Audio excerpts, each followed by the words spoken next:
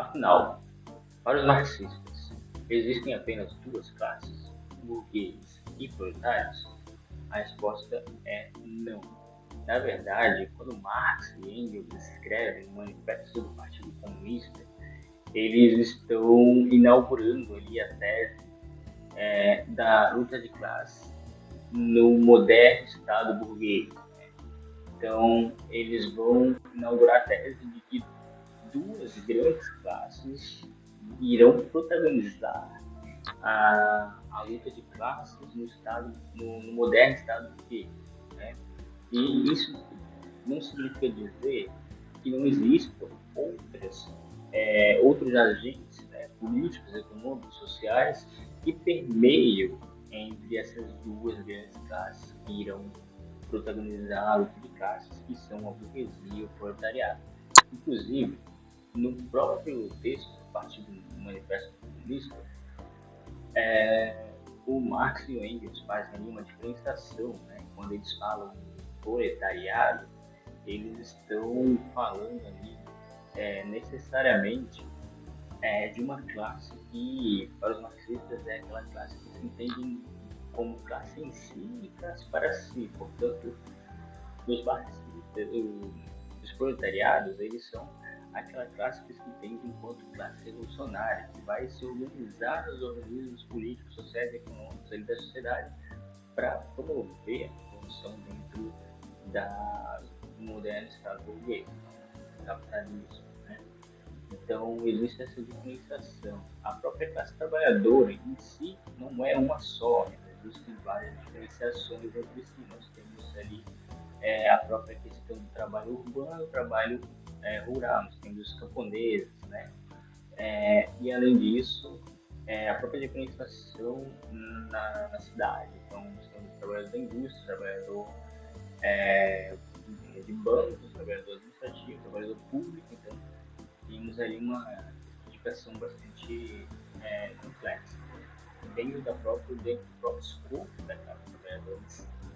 E além disso, nós vamos ter ainda aquelas pessoas que não têm qualquer tipo de vínculo com o próprio Estado burguês, que os marxistas vão entender enquanto lumpen, que é o lumpen proletariado, que é aquela pessoa que não tem nem a própria força, não consegue nem vender a própria força de trabalho do Estado burguês, então ele não tem esse vínculo aí formal na sociedade burguesa, né? Ele acaba se tornando um lumpen na sociedade.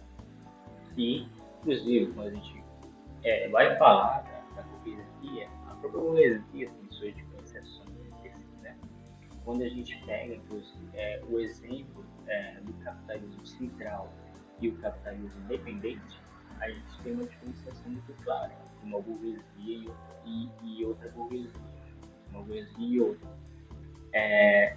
Quando a gente pega para analisar, por exemplo, a burguesia do capitalismo central, nós temos ali uma burguesia com característica abertamente nacional. Então, a burguesia do capitalismo central vai promover as revoluções burguesas mais basilares da sociedade do capitalismo central. Né? Então, significa dizer que a reforma agrária, né, a distribuição de terra, ela foi feita. Então, nós temos uma grande industrialização ali da sociedade burguesa nesse sentido, né? Promovida, né, pelas revoluções basilares. Então, isso eram as necessidades à época, né? A industrialização da nação e a grande distribuição de terra, que é a reforma agrária, que nada mais é do que uma reforma puramente burguesa.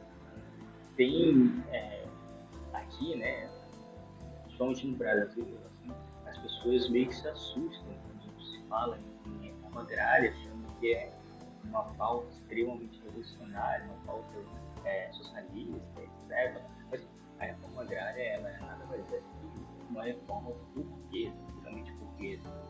Entretanto, os países do capitalismo independente possuem uma burguesia diferente do capitalismo central. Portanto, aqui, usando o Brasil como exemplo, nós temos uma burguesia nativa, aquilo que Florestan Fernandes entende enquanto burguesia nativa, seus estudos. E aí, o que seria essa burguesia nativa? A burguesia nativa nada mais é que uma burguesia que já nasce filiada aos interesses do capital internacional. Portanto, a burguesia nativa não vai promover as revoluções marginais da burguesa. Então, nós não teremos aqui, então, uma grande reforma agrária. Então, não tem ali uma redistribuição de terra massiva, né, no Brasil. Além disso, não existe industrialização no país. Inclusive, acontece ao contrário. O país sofre a desindustrialização, né? O país sofre. Então, não existe esse incentivo ao capital. E aí, um outro exemplo, né, para a gente pegar essa diferenciação que é latente do capitalismo central e do capitalismo independente, é perceber que o Brasil não viveu o feudalismo, como a Europa viveu o feudalismo. Né? Então, o Brasil ele sai do modelo escravista e passa para o modelo capital, capitalista. Então, não existe feudalismo no Brasil nesse meio, né? Entre uma coisa e outra. E nesse sentido, também não existiram as reformas necessárias. Né? E além disso, a própria burguesia em si, ela tem sua diferenciação. Quando a gente fala de burguesia, a gente está falando do grande capital. Então, a gente está falando do grande capital, a gente está falando aí daquela burguesia que detém o capital. Então, falando de grandes empresas, grandes indústrias. É aquela classe que, com o capital, consegue engolir a concorrência, consegue criar oligopólios, criar monopólios. Então, nós temos, inclusive, a burguesia, né, que é a burguesia urbana, que vai estar necessariamente nas grandes indústrias, né, que vai deter monopólios, né, inclusive dos bancos. Então, temos essa parte da burguesia, nós temos a burguesia do campo. Então, nós temos aí os grandes latifundiários, né, que dominam o agronegócio, então, que vão trabalhar em grilagem, né, especulação, né, e vão trabalhar com a exportação de commodity. Necessariamente, a produção agrícola do agronegócio, enquanto burguesia nativa e não burguesia nacional, vai trabalhar necessariamente com o capital internacional. Então, mesmo que exista uma produção massiva agrícola no país, isso não vai servir ao país, vai servir de forma internacional, né, capital internacional, e para uma pequena porcentagem da burguesia nativa. Além disso, nós temos a pequena burguesia também, que aí se encontra muito parecido na situação da própria classe trabalhadora, no sentido de estar abaixo do grande capital e sofrer também, né? Principalmente a pequena burguesia sofrer com a burocratização, né, da sociedade burguesa, digamos, né?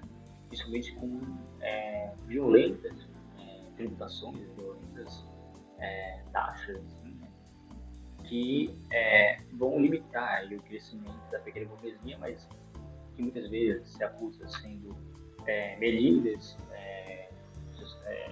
do Estado desvinculado aos interesses do capital, mas na verdade isso existe justamente para validar a posição do capital. Então, essa globalização ela parte dos capitalistas contra a pequena burguesia para impedir a ascensão dessa pequena burguesia. Então, está crescendo muito ali, ou vai ser engolida pelo monopólio, ou vai sofrer com a globalização. Né?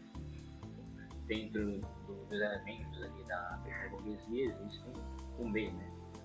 Que na verdade o MEI é o que se aproxima mais, né? Porque o MEI basicamente é um trabalhador com CNPJ, está mais próximo do que se tem enquanto trabalhador. Então é isso, quando alguém fizer essa questão, se existem apenas duas classes, na verdade não, existem duas grandes classes protagonistas.